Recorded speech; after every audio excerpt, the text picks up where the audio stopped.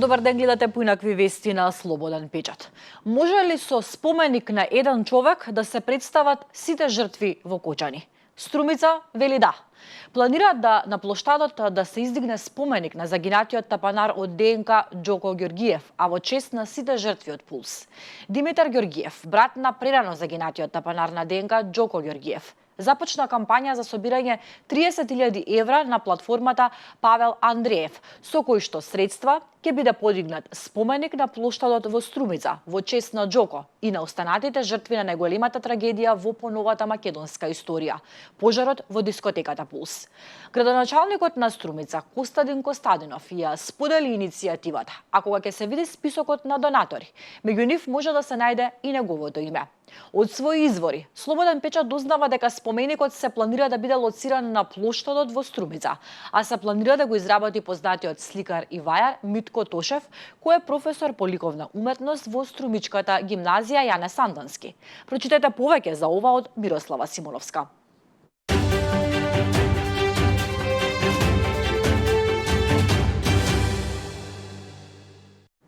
Виновен ли е таткото на Вања Ѓорчевска? Според завршните зборови на обвинителите, да.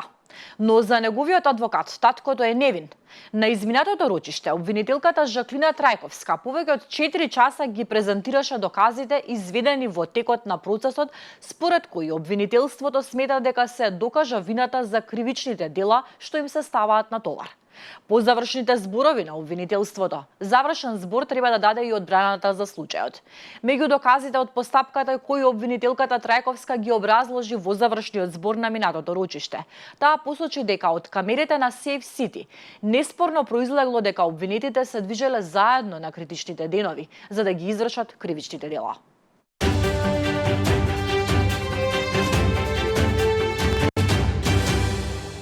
Ако поминете на црвено или возите со недозволена брзина, од 1 јануари трајно ќе се одзема возилото доколку се оправува безобзирно. Сейф Сити системот ќе биде во функција од 1.1.2026 година и оние кои што сметаат дека можат да изиграваат нинџи на улиците во Скопје и на улиците низ македонските автопатишта, односно безобзирно ќе управуваат моторно возило, трајно ќе се одзема возилото и од утредента ќе биде ставено во функција на Министерството за внатрешни работи, изјави министерот за внатрешни работи Панча Тошковски.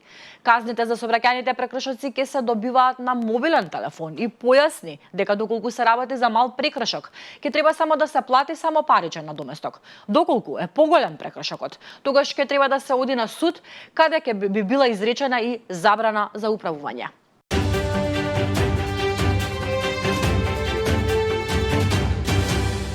Матурантите најмногу сакаат англиски јазик. Денеска тие го полагаат вториот екстерен испит од државната матура, кој е по нивни избор.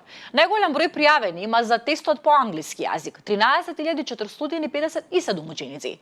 За тестот по математика се пријавиле 1246. 73 ученици полагаат германски јазик, а 24 француски јазик.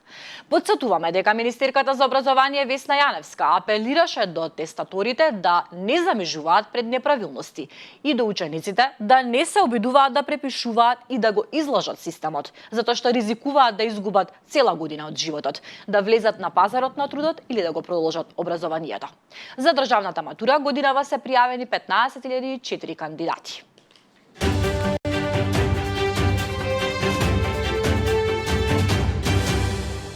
За упис во прво оделение веќе не ви требаат врски. Првачињата во центар за прв пат се запишаа електронски без притисоци и ургенции. Родителите на идните првачиња во општина Центар за прв пат годинава имаа можност електронски да поднесат документи и да ги запишат своите деца во училиште. Овој нов процес споминал успешно и од септември во клупите во центарските училишта ќе седнат 530 првачиња за 30 помалку отколку лани. Темата е на Анита Стојковска.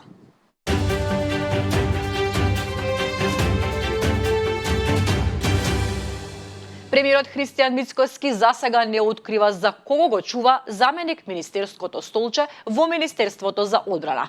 Додека висок функционер од Вреди за Слободен печат брифира дека начално е договорено нов владин партнер да биде ДПА на Мендух Тачи. Тачи пак не одговара дали откако го напушти Европскиот фронт предводен од Али Ахмети и действува како независен. Сега ќе се пресели во власта. Од владата само Кусо вела дека засега нема договор и дека ќе известат кога ќе има нешто ново. На оваа тема работеше Мариела Трајковска.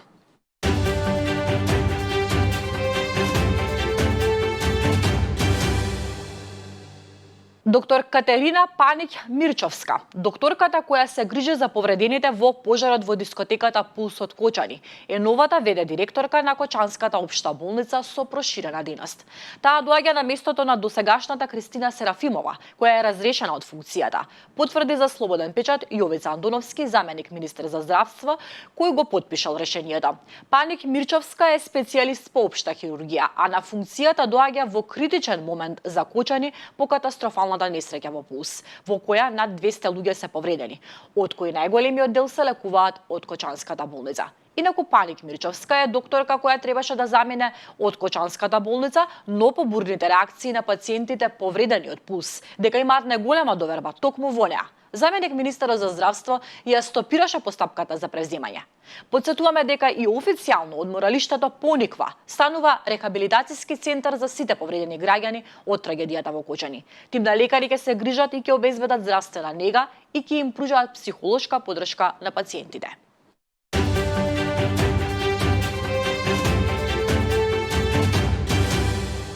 Жителите на град запалија свеќи за да им оддадат почит на загинатите во големата трагедија што се случи вчера. Град се во шок по големиот масакар. 11 лица беа убиени кога поранешен ученик тргна во крвав поход во средното училиште во овој австријски град. Земјата е во жалост, прогласена е 3-дневна жалост. Артур А, 21 годишен, кој е осомничен за овој грозоморен чин, потоа си го одзел животот, а претходно оставил не само проштално писмо, туку и проштално видео.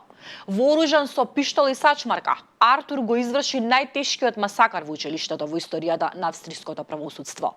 Меѓу 10 загинати има 8 ученици и 20 членови на наставниот кадар. Повредени се 11 лица, од кои 7 се во критична состојба. Осомничениот сторител действувал самостојно и се самоубил во тоалетот.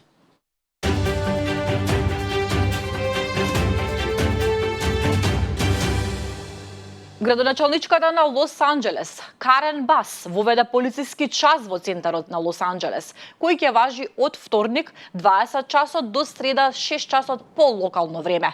Одлуката влијае на површина со големина од околу 2,5 квадратни километри. Властите сметаат дека мерката би можела да игра важна улога во смирувањето на протестите и овозможувањето на мирните демонстранти безбедно да се вратат дома.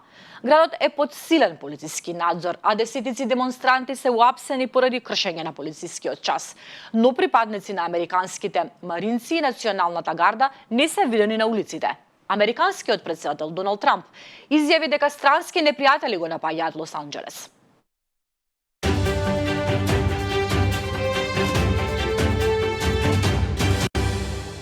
И во Ирска се случија големи немири, каде неколку полицајци завршија со повреди. Насилни немири избувнаа во центарот на Балимена во Северна Ирска по протестите поради наводен случај на сексуален напад во кој се обвинети двајца малолетници од Балканот, при што полицијата соопшти дека врз полицајците биле фрлени неколку проектили. BBC News објави дека стотици демонстранти се собрале во Балимена како одговор на случајот на двајца тинејџери кои се појавија во судот за прекршоци претходно во текот на денот, обвинети за сексуален напад врз тинејџерка во градот Антрим.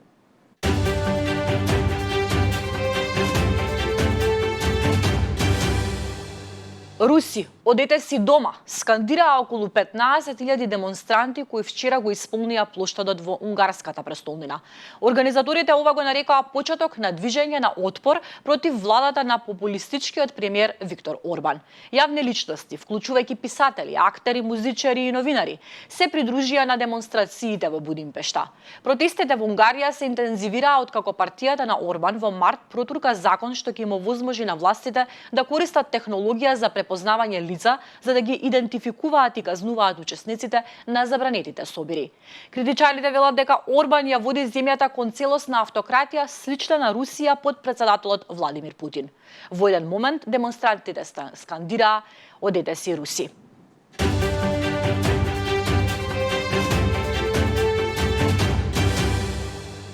Мапа на украински полковник ги загрижи аналитичарите. Официјален представник на Киев предупреди дека Москва сака да ја заземе половина од Украина до крајот на следната година. Најавите за можна руска летна офанзива во регионите Харков и во Суми се погласни. А во меѓувреме, рускиот амбасадор во САД најавува жесток одговор на провокациите и ракетните закани од Киев.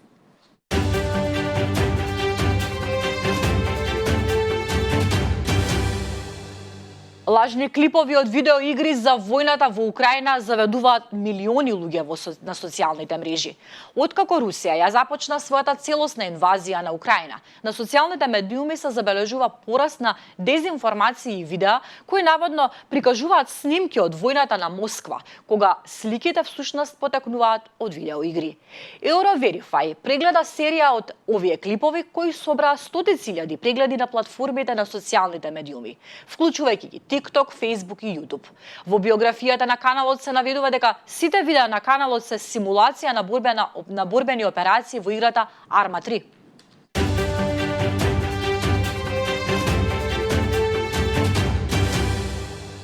А група конзерватори ги попречи плановите за хотелски комплекс со брендот Трамп, поддржан од зетот на претседателот Джеред Кушнер во Белград. Кушнер има договор со српската влада за изградба на хотелски и стамбен комплекс вреден половина милиарда долари во центарот на главниот град Белград. Една недела откако Трамп победи на реизборот, српската влада ги подбачка работите со прогласување дека локацијата бомбардирана зграда што служи како икона на страдањето на србите за време на конфликтот во 1999 година, повеќе не се смета за културно заштитено богатство. Тоа го отвори патот за проектот на семејството Трамп. Десетици архитекти и културни историчари во Државниот републички завод за заштита на спомениците на културата се пожалија на непочитување, обвинувајќи ја владата за кршење на законот. Подетално за ова прочитете на slobodnpečat.mk.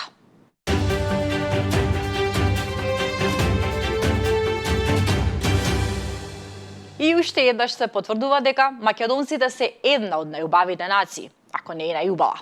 Македонскиот модел Матеј Павловски, 24 годишен, се закети со титулата "Модел со најубаво тело" пред официјалното финале на престижниот светски избор за модели Менхант 2025. Павловски, кој го носи прекарот Македонски Аполон, го доби признанието во силна конкуренција од 37 врвни модели од целиот свет. Изборот се одржува во тајландската метропола Бангкок, а Павловски е единствениот представник од Балканот и еден од ретките од Европа.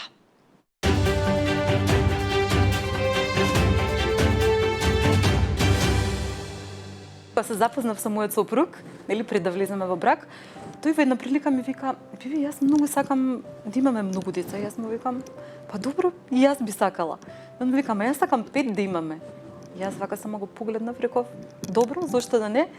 Ние направивме некој младелачки договор, меѓутоа јас во тој момент не бев свесна дека навистина би имала и снага и волја за такво нешто, иако нели идејата да сме родители на 5 деца навистина ми звучеше како едно полно богатство. Некаде во 7-миот месец се сеќавам тоа утро имав редовен рутински преглед закажан кај мојот доктор и јас само одеднаш се будам рано со бајлето и гледам дека јас се наоѓам веќе во болницата, но дека се наоѓам во пижами.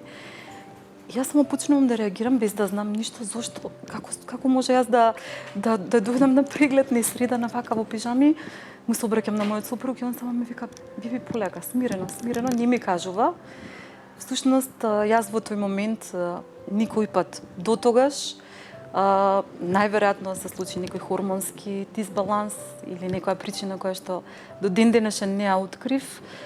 Добив еден епилептичен напад во сон, за кој што јас не се сеќавам. Сопругот мој бил сведок, бидејќи одеднаш само се случило згрчување на целото тело и така натака. Он тоа го забележал, видел нели една состојба и веднаш изреагирал. Јас бев во една несвесна состојба, се разбудив дури во болницата и тоа беше дополнителен страф и шок на се она што веќе нели го помина во еден период, меѓутоа истото се повтори уште 2 пати, значи во текот на таа бременост.